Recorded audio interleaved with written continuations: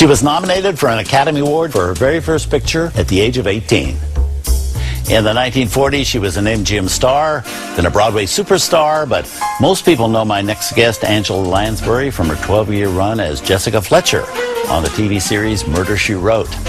Angela learned her stagecraft from her mother, Moyna McGill, but her ancestry is not limited to show business alone.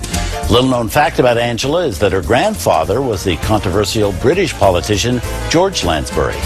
Like both her grandfather and mother, Angela has always been a dedicated professional, and she hasn't stopped working since she made her first film over 60 years ago. Along the way, she's also earned 2 more Oscar nominations, countless Emmy nominations, and is the recipient of 4 Tony Awards for her sensational stage work. It is my honor to welcome the legendary star of stage, screen, and television, Angela Lansbury. Let's talk a little about Elvis Presley. You were 7 years older, I think, but you played his mother in Blue Hawaii.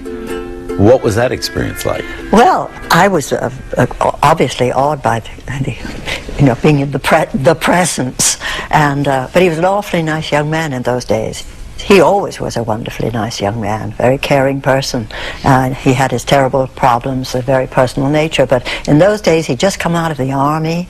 He was fit, he was slender, and he was at top of his form.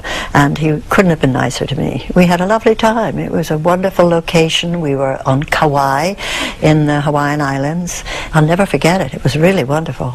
Did you get to spend much time with him?